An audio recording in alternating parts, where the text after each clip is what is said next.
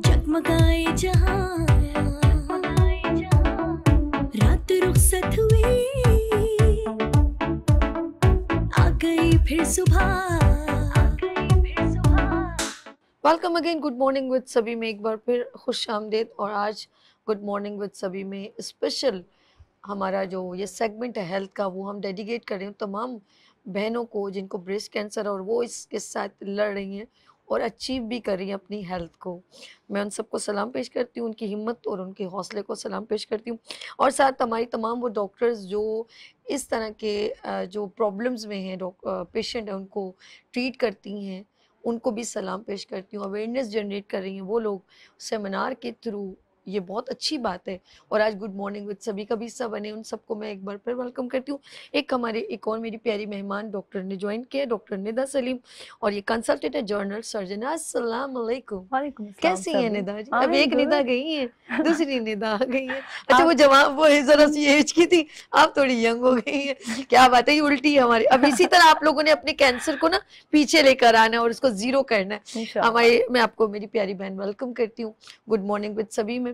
अच्छा अभी बात हम कर रहे थे कि हम लोग कैंसर पेशेंट के ऊपर, और अक्सर लोग हेजिटेट होते हैं, तो मैं सबसे पहले जरा सा इसको हम टेक्नोलॉजी के दौर में कैंसर को कैसे ट्रीट किया जाता है, क्योंकि हमारे साथ यहाँ पर जो मैम है सदफ नासिर जो हैं, वो जो है एसोसिएट प्रोफेसर रेडियोलॉजी है, तो ये लियाकत नेशनल हॉस्पिटल में होती है। तो इनको मैं चाहूँगी थोड़ा डिटेल मेंशन करें कि क्या क्या ट्रीटमेंट हैं जो हो रहे हैं और किन किन ट्रीटमेंट से क्योर हो सकता है कैंसर। जी मैम।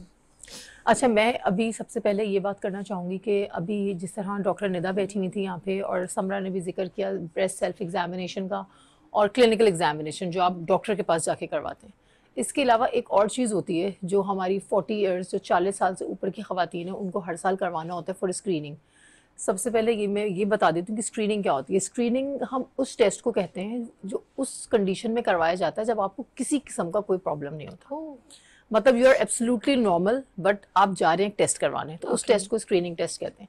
वो आप क्यों जा रहे हैं? आप ये डिटेक्ट करने जा रहे होते हैं कि खुदा ना खास्ता अंदर कोई प्रॉब्लम चल तो नहीं रहा, आपको कोई गिल्टी महसूस नहीं हो रही है, आपको कोई निपल का इशू नहीं है, किसी किस्म का कोई सिम्टम यानी कि अपनी इत्मीनान के लिए कि हमें कोई डिजीज किसी तरह की नहीं। तो एक किसी अब 40 साल के बाद ये बात सिर्फ इत्मीनान तक नहीं रहती है, ये रेकमेंडेशन है। ओके। मतलब जो अमेरिकन कॉलेज ऑफ रेडियोलॉजी है उसकी गाइडलाइंस में कि 40 साल की खवातीन को हर हाल में खातून को अपना ब्रेस्ट का मेमोग्राफी करानी है। मेमोग्राफी एक ब्रेस्ट के एक्सरेज होते हैं। मेमोग्राफी जी, उसमें वो कैंसर को उस स्टेज पे डिटेक्ट कर लेता है जब वो गिल्टी नहीं बनी होती। अच्छा। ना वो गिल्टी बनी होती है, ना उसके अंदर उस वक्त डिस्चार्ज होना शुरू हुआ होता है, यानी पहले से इंडिकेट कर सकता है। जी, वो बिल्कुल अर्लीस्ट स्टेज होती है जिसमें आपको उसमें कैंसर बिल्कुल जिस तरह एक हमारे पाउडर के दाने होते हैं ना वाइट वाइट, इस तरह की कैल्सिफिकेशन नजर आती है।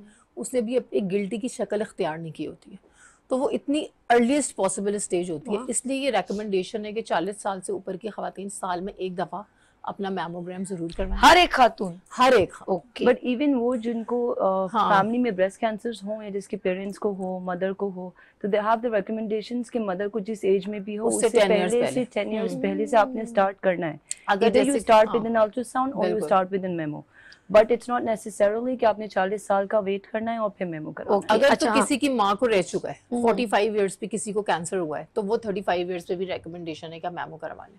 35 इयर्स से कम एज पे यूजुअली रेकमेंड नहीं करते हैं। उसमें अगर स्क्रीनिंग करनी है तो go for screening ultrasound. Ultrasound पे भी स्क्रीनिंग हो जाती है। कभी कभार गिल्टी इतनी अंदर की तरफ होती है ब्रेस्ट के कि वो हाथ लगाने पे महसूस नहीं हो रही होती। अच्छा, ये भी एक जी, या वो इतनी छोटी है 1 सेंटीमीटर से भी छोटी है, वो नहीं हाथ लगाने पे महसूस हो रही, तो वो अल्ट्रासाउंड पे नजर आ जाएगी आपको। अल्ट्रासाउंड पे तो अगर वो 3 मिलीमीटर या 2 मिलीमीटर की भी कोई एबनॉर्मैलिटी होती है तो वो डिटेक्ट हो जाती है ऑन अल्ट्रासाउंड। तो अगर यंगर एज पे हैं तो इट्स रिकमेंडेशन कि अल्ट्रासाउंड करवा लें, और अदरवाइज जो है मेमोग्राफी तो मैंडेटरी है, साल में एक दफ़ा करवानी ही करवानी है। ओके जी। अच्छा, जैसे अभी सदफ ने कहा, मुझे एकदम यकीन करें वो जो छोटे छोटे जिनके बच्चे होते हैं वो खातून मेरे जहन में ऐसे ना सारी खवातीन इस तरह एकदम एक मूवी की तरह चली है, जैसे स्कूल जिनके बच्चे जा रहे हैं तो वो खवातीन इतनी बिजी रहती, वो कभी भी नहीं सोचती कि एक बार एक रैंडम हम अपना चेकअप करवा लें।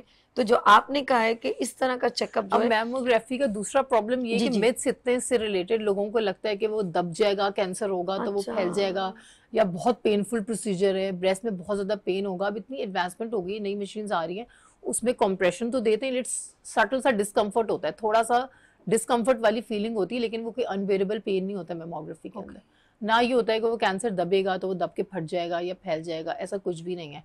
लेकिन अलमिया ये है कि अगर मैमोग्राफी के चार्जेस कम भी कर दें, कहीं फ्री कैंप्स भी लगे हों, औरतों को घर से पकड़ पड़ के भी ला रहे हो, वो तब भी नहीं आती हैं करवाने। एक तो ये होता है ना कि पैसे खर्च करके करवाना है, फ्री कैंप्स में भी औरतें आके अपना मैमोग्राम नहीं करवा रही होती, सिर्फ इस खौफ से कि फ्री कैंप कहाँ लगते कुछ निकलना है। काफी हॉस्पिटल्स में होते हैं, जिस तरह JPMC के अंदर उन्होंने फ्री कैंप्स अक्टूबर के मंथ में लगाए हुए थे।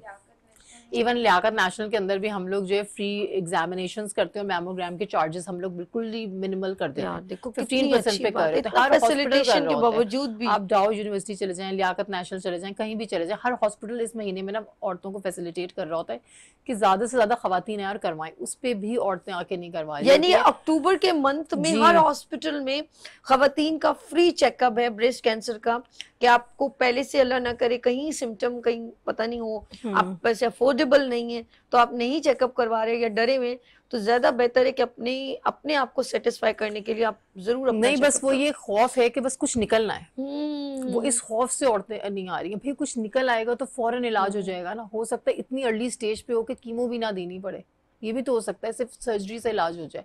डॉक्टर राबिया बैठी हैं, डॉक्टर निदा बैठी हैं, डक्टल कार्सिनोमा इन साइटू अगर आ जाता है बिल्कुल अर्ली स्टेज पर है तो उसमें तो कीमो की भी जरूरत नहीं। मैं डॉक्टर राबिया के पास चलती हूँ। डॉक्टर राबिया क्यों ऐसा इतना खौफ, और वो खौफ से बेहतर है कि जब आपके पास प्रॉब्लम आ जाए उसको बिफोर क्योर किया जाए, तो क्यों नहीं खवातीन में ये अवेयरनेस है, ऐसी क्या प्रॉब्लम है? I think lack of knowledge ही एक फैक्टर बनती है, इसीलिए ये अवेयरनेस का डे नहीं मंथ मनाया जाता है, ताकि हम फीमेल्स को जितना भी एजुकेट कर सकें। ये आपने बहुत प्यारी बात कही कि डे नहीं मंथ मनाया जाता है। जी, तो इसके लिए मैं इस बात को समराइज करूंगी, 3 स्टेप्स टू अर्ली डायग्नोसिस हैं। 3 चीज़ें हैं। पहला, अपना मुआयना खुद करना, जो आपको एक डे सिलेक्ट कर लें जिस पे आप करें।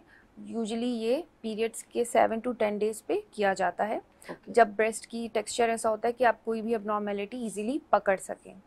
दूसरी चीज़ होती है क्लिनिकल एग्जामिनेशन, जो 35 इयर्स के बाद स्टार्ट कर देना चाहिए, और उससे पहले भी अगर आपको कोई सिम्टम नज़र आता है तो you should go to a doctor. Third चीज़ आती है मैमोग्राफी, जो हमारी, क्योंकि we see younger population having breast cancer, तो हम रिकमेंड करते हैं कि 35 के बाद मैमोग्राफी होनी चाहिए। तो ये 3 चीज़ें हमें अर्ली डायग्नोसिस में हेल्प करती हैं, और अर्ली डायग्नोसिस से आपका सर्वाइवल बढ़ जाता है।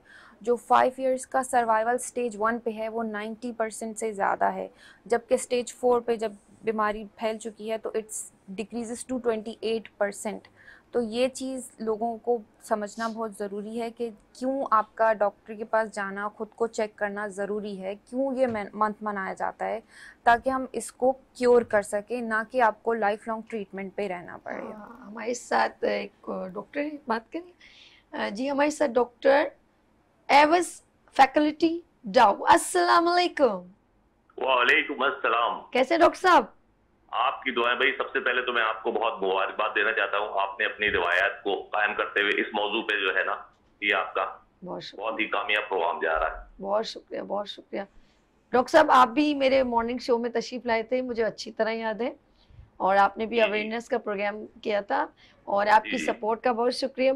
आप क्या कहना चाहेंगे कि अक्टूबर के महीने में ब्रेस्ट कैंसर को डिफरेंट हॉस्पिटल में फ्री चेकअप और अवेयरनेस के प्रोग्राम्स किए जाते हैं, उसके बावजूद भी आपने देखा होगा रेशियो जो है वो खवातीन का जो है वो डे बाय डे बढ़ता चला जा रहा है, तो क्या समझते हैं, लैक ऑफ अवेयरनेस है या हेजिटेशन है या डर है, खौफ है, क्या है? ये भी अवामिल हैं जो आपने मेंशन किए। उसके अलावा ये है कि जितनी पॉपुलेशन बढ़ती जा रही है उसके लिहाज से ये सारी जो अपनी जो अवेयरनेस के प्रोग्राम नहीं है। लेकिन इस साल मैंने देखा है पिछले सालों की बनिस्बत इस साल बहुत सारे जो हॉस्पिटल्स हैं, जो नॉन हॉस्पिटल्स हैं, उनमें ये सारे इंतजाम किए गए कि चेकअप के अवेयरनेस के पॉइंट ऑफ व्यू से, और अच्छी फैसिलिटीज हैं जिससे लोगों में आगाही बढ़ रही है। और खास तौर पे ये जाहिर है कि इसको वहां पे प्रमोट करने के लिए बैनर्स वगैरह लगाए गए हैं, तो मर्द हजरात को भी, तो वो कहते हैं कि भाई ये क्यों मर्द हजरात को क्यों ये बताना चाहते हैं, तो मैं आपके इस प्रोग्राम के तवज्जुह से बताना चाहता हूँ, ये जो मौजू है आगाही का उतना ही अहम है जितना खवातीन के लिए आगाही। क्योंकि देखिए मर्दों की कोऑपरेशन के बगैर, उनकी इमोशनल सपोर्ट के बगैर ये जो है ना उनका जो ये मरहला है इतनी आसानी से नहीं गुजर सकता।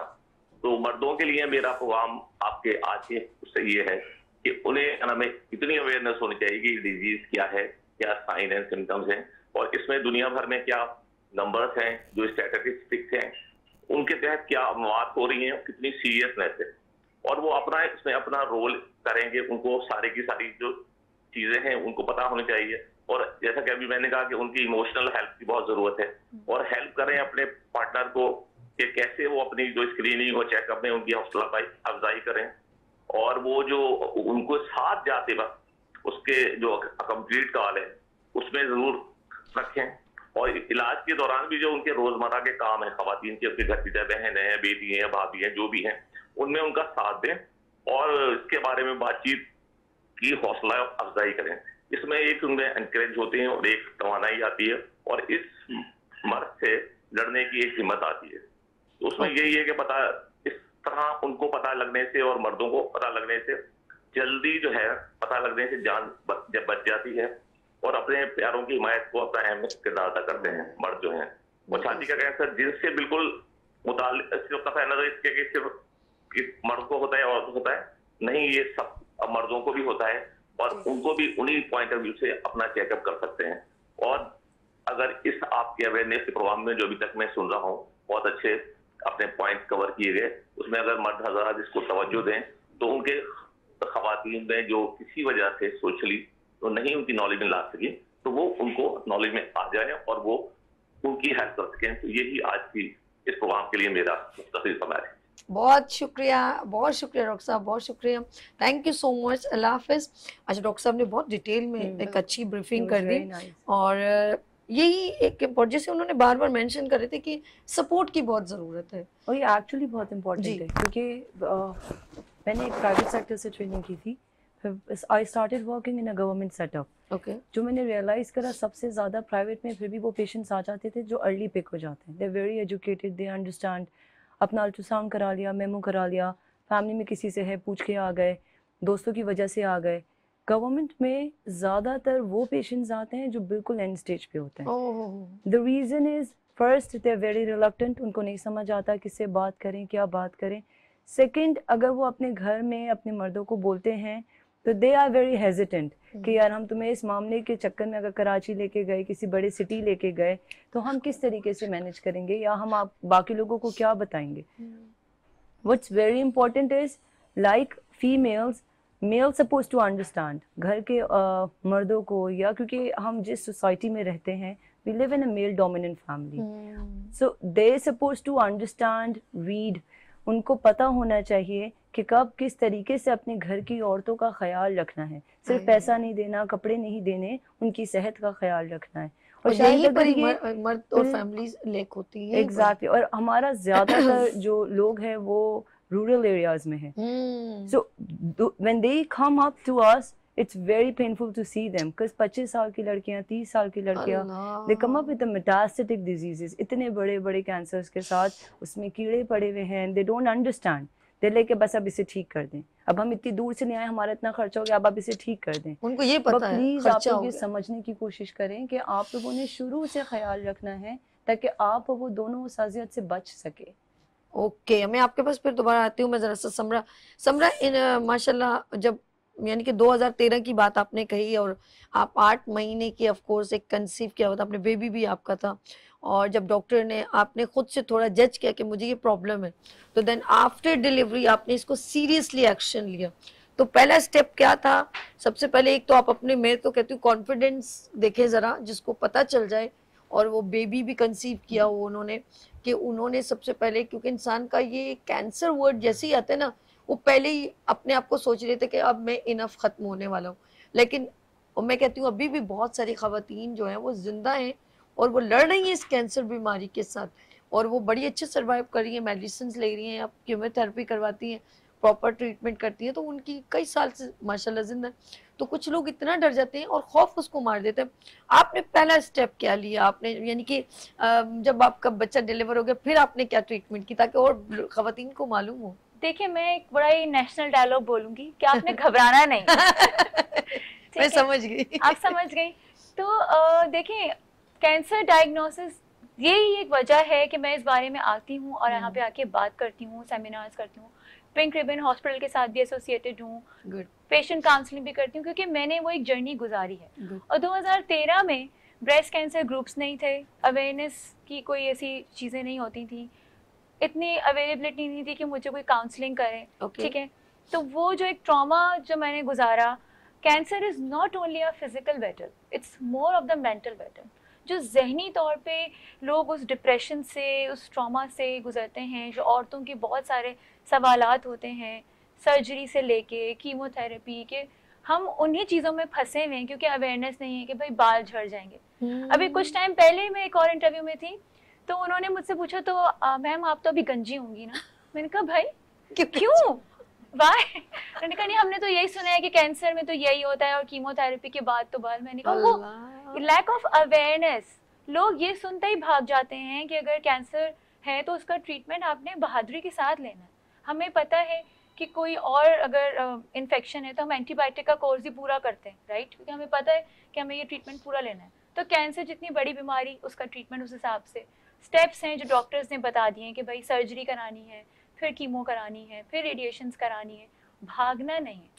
बहुत से लोग हैं जो ओपीडी में भी, जैसे अक्सर मुझे डॉक्टर्स बुलाते हैं, डॉक्टर रुफीना मुझे कभी कभी कनेक्ट करती हैं कि यार इस पेशेंट की काउंसलिंग करो। देखो अभी भी लोग आके सर्जन से कहते हैं बस सर्जरी कर दें, हम कीमो नहीं कराएंगे, या कीमो में तो हम काले हो जाएंगे या हमारे बाल झड़ जाएंगे। तो ज्यादा एजुकेशन की जरूरत है। यानी कि सही तरह नॉलेज ना होने की वजह से। आपसे इजाजत लूंगी, एक कॉल है, एक कॉल, ठीक है जी। साइमा फ्रॉम हैदराबाद, अस्सलाम वालेकुम। अस्सलाम वालेकुम। साइमा कैसे हैं आप? ठीक है, मैं ठीक हूँ, आप ठीक है? अल्लाह का शुक्र है। प्रोग्राम आप देख रहे, कुछ कहना चाहेंगी? जी जी, मैं कहना पहले चाहूंगी, आपको सबसे पहले मुबारकबाद दूंगी कि आपने इस इशू को रेज किया, ठीक है, क्योंकि ये ज्यादातर जो है वो सोशल मीडिया पर आता है, टीवी पर इस तरीके से नहीं आ रहा होता, ठीक है, या उसके सेमिनार होते हैं, तो हमें इतनी ज्यादा अवेयरनेस नहीं होती, क्योंकि हर कोई यूनिवर्सिटी कॉलेज जाके सेमिनार का अटेंड भी नहीं करता, क्योंकि जो हाउस वाइफ होती है उनके पास इतना टाइम भी नहीं होता है, ठीक है। तो ये आपने किया, इसके लिए आपको बहुत बहुत मुबारकबाद, ताकि हम सब जो इसके लिए अवेयर हो सके। बहुत शुक्रिया। अच्छा, तो मेरा प्रॉब्लम ये है कि मेरी फ्रेंड है, तो उसके साथ ये मसला है। अब उसको फील हुआ है कुछ ब्रेस्ट उसके अंदर, अब हम कुछ थोड़ा कंफ्यूज भी हो जाते हैं कि कुछ डॉक्टर्स कहते हैं कि ये सिस्ट है, ठीक है, अब हम सिस्ट में भी हो जाते हैं या फिर ये ब्रेस्ट कैंसर है, कुछ समझ नहीं आता। गायनी जो है वो हमें सही गाइड नहीं करते, ठीक है। तो एक तो बहुत शुक्रिया कि आपने इन लोगों को बुलाया ताकि हम इनको एड्रेस कर सके, इनके पास जा सके कि ये वो डॉक्टर्स हैं कि जो हमें सही गाइड कर सकते हैं। ओके, मैं आपका जो सवाल है वो मैं डॉक्टर जो है निदा हमारे साथ है उनसे पूछती हूँ। और कोई सवाल है मेरी जान साइमा? और क्या आप कुछ नहीं? ओके, बहुत शुक्रिया, ये बहुत बहुत शुक्रिया मेरी जान, बहुत शुक्रिया। अच्छा, ये बड़ा एक उसने क्लियर करके, और ये बहुत इंपॉर्टेंट क्वेश्चन है। प्रॉब्लम ये है कि majority of us don't know कि किसके पास जाना, ठीक है, because earlier general surgeon supposed to treat everything. अभी भी जनरल सर्जन्स अलॉन्ग विद, मतलब they do the general surgery और ब्रेस्ट सर्जरी भी साथ करते हैं। ज़्यादातर ब्रेस्ट के केसेस जनरल सर्जन्स भी देखते हैं और बहुत सारी जगहों पे general surgeons are handling. But अब इमर्जिंग सोसाइटी ऑफ साइंटिस्ट के साथ the breast fellowship is been enhancing और ब्रेस्ट सर्जन्स अलग से सुपर इम्पीट कर रहे हैं जनरल सर्जन्स के ऊपर। So what we are expecting is कि लोगों को ये प्रॉब्लम होती है, हम पहले ही किसके पास हैं। आप जनरल सर्जन्स को दिखा सकते हैं। इफ़ यू थिंक अगर आपके आसपास कोई ब्रेस्ट सर्जन नहीं मौजूद है तो you can go see a general surgeon, whoever you are comfortable with, male, female, whatever you understand, and with a proper ultrasound. अच्छा, बहुत सारे लोग कहीं से भी लोकल टेस्ट करवा लेते हैं, किसी भी जगह से अल्ट्रासाउंड करवा लेते हैं, किसी भी जगह से मेमो करवा लेते हैं, एंड दे डोंट अंडरस्टैंड कि उसी ग्राउंड्स के ऊपर उनका डायग्नोसिस होगा। सो प्लीज़ आप अपना जो भी फर्स्ट इन्वेस्टिगेशन कराएं, जो आपने सब जगह दिखाना हो, उस पर थोड़े पैसे लगा लें या किसी बेहतर जगह से करा लें। Good, so that everything that's going to step over that step is supposed to be in a right direction. Proper ultrasound नहीं होगा, चीज़ें मिस्ड होंगी। If somebody, जल्दी में बहुत पेशेंट्स होते हैं, sometimes we've got around 150-200 patients in an OPD and we've got only 4 to 5 hours to cover that up. उसमें we try our best कि कुछ भी मिस ना हो।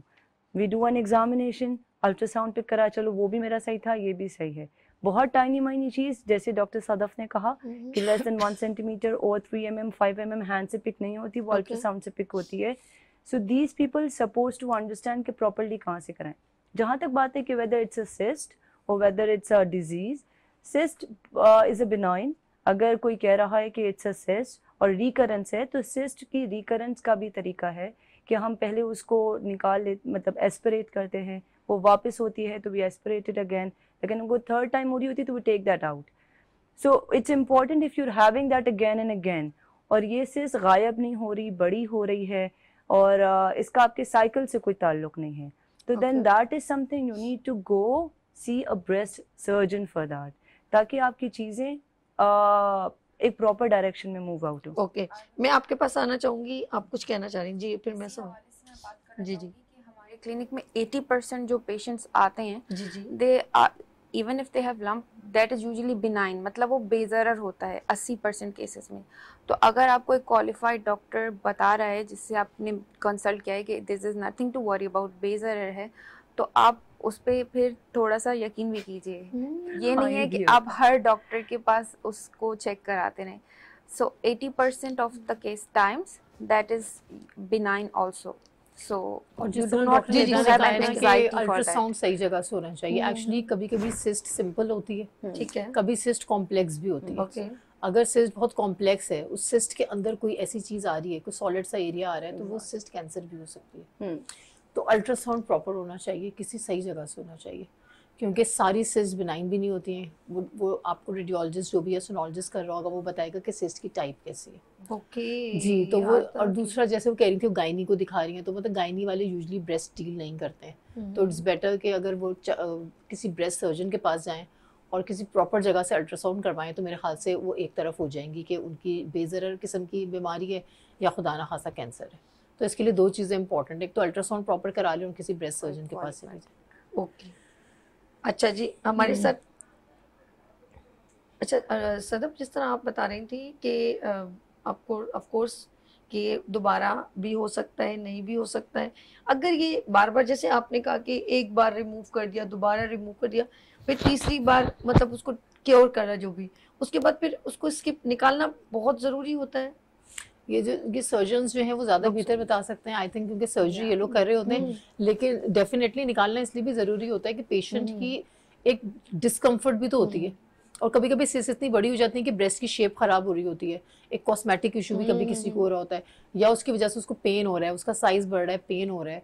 तो बहुत सारी इंडिकेशंस होती हैं. ज़रूरी नहीं होता कि प्रॉब्लम सिर्फ कैंसर ही हो. कभी कभी फाइब्रोएडेनोमास भी इतने बड़े बड़े से हो जाते हैं कि वो पूरे ब्रेस्ट की शेप खराब कर रहे होते हैं, तो उनको निकालना पड़ जाता है. कभी कभार पेशेंट्स डजंट इवन अंडरस्टैंड कि नॉर्मल क्या है, एबनॉर्मल क्या है. अच्छा, हमारे साथ एक कॉलर है, बात करनी चाहते हैं? जी जी जी. अच्छा जी, हमारे साथ बहुत ही सीनियर रुफीना सोमरो, डॉक्टर रुफीना सोमरो साहब है, पाकिस्तान का फख्र, प्राइड ऑफ पाकिस्तान, और मेरे प्रोग्राम का आज एक किस्सा बनी है. तो मैं रुफीना सोमरो से बात करना चाहूंगी. डॉक्टर रुफीना, अस्सलाम वालेकुम. वालेकुम अस्सलाम. कैसी है मैम? ठीक है, अल्लाह का शुक्र. आई एम सॉरी, मैं फिजिकली नहीं आ सकी हूँ, बिकॉज मेरा ऑपरेटिंग डे है और लिस्ट लंबी थी. बट ये सारे इतने आपने काबिल डॉक्टर्स जमा किए, आई एम श्योर कि वो सारी चीजों का डिटेल में सब कुछ बता चुके हैं.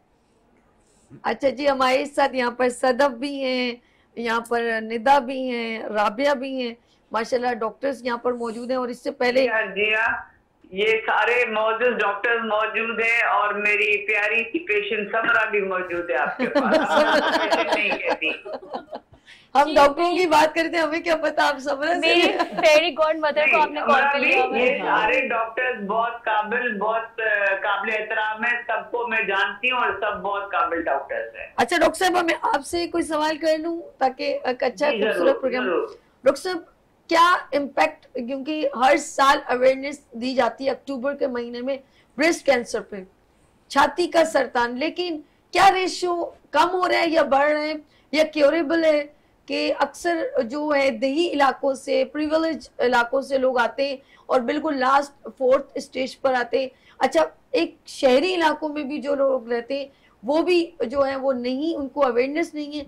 आप क्या समझती हैं कि बेस्ट जो है अभी हमें अच्छा रिप्लाई मिल रहा है, लोग सीरियसली इस पे एक्शन ले रहे हैं, खवातीन इस पे सीरियस हैं, फैमिली वाले सीरियस हैं, या अभी भी लैक ऑफ अवेयरनेस है? आप क्या कहना चाहेंगे? आई थिंक पहले से अगर आप कंपेयर करें तो हालात काफी बेहतर हुए हैं। जब से या पिछले 8-10 साल से देखें, हर दफा जो अक्टूबर मनाया जाता है वो और ज्यादा जोश और जज्बे के साथ। तो अगर हम उसका इम्पैक्ट दे रहे हैं तो हाँ, number of patients all over बढ़ रहे हैं, यहाँ भी बढ़ रहे हैं, लेकिन इसका 2 वजह हो सकती है कि या तो वाकई शराब बढ़ रही है, या ये जो इतनी आगाही फैला रहे हैं तो लोग डॉक्टर्स के पास जा रहे हैं। हमारे पास कोई नेशनल डेटा तो नहीं है, लेकिन मैं अपने पर्सनल डेटा के मुताबिक जो देख रही हूँ कि हमारे पास जो अभी थोड़ी देर पहले आप लोग जिक्र कर रहे थे कि स्टेज 4 बहुत कॉमन है। स्टेज 4 की शराब, मैं लियाकत नेशनल अस्पताल के डेटा की बात करें, उसमें कम हुई है। और हमारे 50% पेशेंट्स जो है ना वो स्टेज 2 में देख रहे हैं, जो कि बहुत हद तक मैनेजेबल है। लेकिन जो हमारी ख्वाहिश है कि हम ज्यादा से ज्यादा स्टेज 1 में देखें, और स्टेज 1 दुनिया में 50% के करीब है उन ममालिक में जहाँ स्क्रीनिंग रेगुलरली होती है। अनफॉर्चुनेटली पाकिस्तान में हमारे स्टेज 1 की शरह जो है वो 10% तक भी है, उससे ज्यादा नहीं बढ़ी है। तो आई थिंक हम अगर ये जो आगाही फैला रहे हैं, हमारी पूरी कोशिश ये है और ख्वाहिश ये है कि अल्लाह करे जो हम पेशेंट देखें अर्लीस्ट पॉसिबल स्टेज पे देखें, जब हम उसको बर वक्त मुकम्मल तौर पे ट्रीट कर सकें। ओके, मैं रुफीना जी एक आपसे एक रिक्वेस्ट करूंगी कि ज़रूरी नहीं है, क्योंकि देखिए एक औरत के ऊपर पूरा घर जो है सरवाइव कर रहा होता है, चाहे वो कोई भी उसके रिलेशन हो, बहन हो, बेटी हो, माँ हो, बहू हो, जो भी। लेकिन एक मैं आपसे रिक्वेस्ट करूंगी कि ये अक्टूबर में नहीं अवेयरनेस देना है, मैं सोचूं हर महीने हम एक ऐसा ही सेशन जो है 2 आवर्स का आपके साथ जो है आप हमें सपोर्ट करें। बिल्कुल, तो बिल्कुल मैं इस बात से फुली एग्री करती हूँ। बल्कि मैं हर जगह जब जा रही हूँ तो अक्टूबर में हम हर जगह आगाही फैला रहे हैं। ब्रेस्ट कैंसर सिर्फ अक्टूबर में नहीं आता, बाकी 11 महीने में भी आते हैं। तो ये आगाही बिल्कुल राउंड द ईयर चलना चाहिए, और ये बहुत अच्छा आइडिया है आपका। अच्छा, असल में हमारे डायरेक्टर अर्श हैं जो उन्होंने ये कहा कि सजेशन दी कि मैम से रुफीना जी से रिक्वेस्ट करें कि कैंसर को यही नहीं पता कि मैंने अक्टूबर में आना है, उसने तो किसी घर में कभी भी आना है। आपसे बिल्कुल एग्री करती हो, और हर महीने हम आपकी सपोर्ट से इस सेशन को कंटिन्यू करेंगे। That's a very good idea. और आप कोई बात करना चाहेंगे रुफीना जी से? कोई भी, सबकी आवाज हम सब जानते हैं मैम को, सबने काम किया मैम से। ओके जी, थैंक यू रुफीना सोमरो साहिबा, बहुत शुक्रिया, love you, thank you so much, thank you, बहुत बहुत शुक्रिया। ऐसी खवातीन, ऐसी खातून जो आपको इतना सपोर्ट करेंगे। देखिए आगाही के ऊपर कितना इनका फोकस है, और उन्होंने भी ये एंडोर्स किया कि ये सिर्फ अक्टूबर में नहीं कैंसर आता, कैंसर तो कभी भी कहीं पर भी, तो हमें इसका हर जो है ना वीक और महीने में हमें इसको बार बार जो है इंडिकेशन देनी चाहिए। और इसका रिप्लाई मिला है, उन्होंने कहा है कि एवरेज जो है वो कम हुआ है। क्या वजह कि अवेयरनेस देने से ये हुआ। तो मैं अभी यहाँ पर एक ब्रेक, लेकिन मैं इनसे भी और इन दोनों से एक मैसेज लूँगी डिटेल में। तो ये मेरी प्यारी बहन सदफ, आपका कैमरा है, आप डिटेल में एक मैसेज दे दें। मेरा मैसेज ख़वातीन को यही है, एक तो अपना मुआयना करें मंथली, जिस तरह आपको डॉक्टर आबे ने बताया था। जब जिन लड़कियों को पीरियड शुरू हो जाते हैं उसके बाद से वो अपना मुआयना करना स्टार्ट करते हैं ब्रेस्ट का, जैसे ही ब्रेस्ट डेवलप होने स्टार्ट हो जाते हैं। दूसरा जो है ना, मैमोग्राफी को जो है वो मिथ ना बनाएं, मैमोग्राम ज़रूर करवाएं। They are just like x-rays, साल में एक दफ़ा मैमोग्राफी ख़वातीन अपनी ज़रूर करवाएं। दूसरा, जिसने अभी हमारे इस प्रोग्राम से जिसको जो भी नॉलेज मिली है वो आगे ज़रूर फैलाएं। मतलब अगर आपको कोई भी इस किस्म की किसी भी किस्म की इस तरह की नॉलेज मिलती है जिससे किसी दूसरे का फ़ायदा हो सकता है, तो ये हम सबका काम है, ये सिर्फ डॉक्टर्स का काम नहीं है, ये आम लोगों का भी काम है। बैठती हैं ताकि आपके पास कोई आना चाहे। मैं लियाकत नेशनल हॉस्पिटल में रेडियोलॉजी डिपार्टमेंट में होती हूँ। I am a radiologist by profession.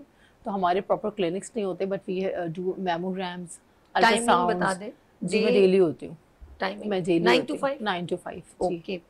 Sadaf ने पूरा डिटेल बताया कि अगर आपको कोई भी अवेयरनेस या कोई भी आपको चेकअप का है। और दूसरा एक और मैं बात कहना चाहूँगी, अक्सर लोग जो है ना, हम लोग बायोप्सीज भी करते हैं, ब्रेस्ट बायोप्सीज। अक्सर लोग बायोप्सी से बहुत घबराते हैं, उनको लगता है कि बायोप्सी की नीडल अंदर जाएगी तो ये कैंसर फैल जाएगा जिस्म के अंदर। ऐसा कुछ भी नहीं होता। जब तक बायोप्सी नहीं होगी कैंसर का इलाज नहीं होगा, क्योंकि डिफरेंट टाइप के कैंसर होते हैं, उसका जब तक टाइप पता नहीं चलेगी कौन सी टाइप का है उसका इलाज नहीं कर सकते हैं। आगे कीमोथेरेपी उसी हिसाब से दी जाती है। तो ये बहुत इंपॉर्टेंट पॉइंट है, बायोप्सी से मत घबराएं, बायोप्सी से कोई कैंसर नहीं फैलता है। Okay, thank you. क्योंकि इन लोगों ने, डॉक्टर ने जाना है। समरा भी इनके साथ ही जाएंगे। तो समरा जो है, मैं चाहूँगी ये कैमरा समरा, आप भी तमाम ख़वातीन को एक मैसेज दीजिए। जी, मेरा मैसेज ये है, definitely early detection is the best prevention. जितनी जल्दी आप उसको डिटेक्ट करेंगी, वही ब्रेस्ट सेल्फ एग्जामिनेशन से, उतनी जल्दी आपको फ़ायदा होगा। उसके अलावा I am working for this cause, support Pink Ribbon Hospital, and we are having breast cancer support groups, cancer support groups every month. Khusro Mumtaz का ये इनिशिएटिव है। तो हम सफ़र के नाम से हम होते हैं कन्वेंशन सेंटर पे। वो पेशेंट्स जिनको काउंसलिंग की ज़रूरत है, वो पेशेंट्स जिनको patients families, caretakers, mostly husbands in breast cancer, उनकी हमें बहुत ज़्यादा ज़रूरत होती है। उनकी क्या काउंसलिंग करनी है, केयर टेकर्स की क्या काउंसलिंग करनी है, even breast cancer patient itself. तो उसका भी एक पूरा रोड मैप है, we will let you know. So please cancer support group में आइए, अपना साथ दीजिए, वहाँ पे साइकोलॉजिस्ट के साथ बैठें, and we are here to support everyone. Good, thank you. बहुत शुक्रिया समरा ज़ीशान, आपका आने का बहुत शुक्रिया। सदफ, आपका बहुत शुक्रिया। और दोनों उन्होंने एक और जगह पर जाना है और ये कीमती वक्त इन्होंने दिया, इनका मैं बहुत शुक्रिया करती हूँ। नाज़रीन, हमारे साथ अभी डॉक्टर दोनों हैं और मेरे साथ होंगी राबिया भी होंगी, निदा भी होंगी, और हम जो किचन में आज बना रहे हैं वो भी डाइट पर ज़रा हम इनसे थोड़ी देर बाद बात करेंगे, ब्रेक के बाद। और हमारा किचन में भी आज जो कैंसर में पेशेंट मुब्तला हैं उनको खाना पिलाना कैसा करना है। तो लेते हैं यहाँ पर ब्रेक और मिलते हैं ब्रेक के बाद। देखते रहिए गुड मॉर्निंग विद सभी विनस टीवी के साथ। फूल खिलने लगे, जगमगाए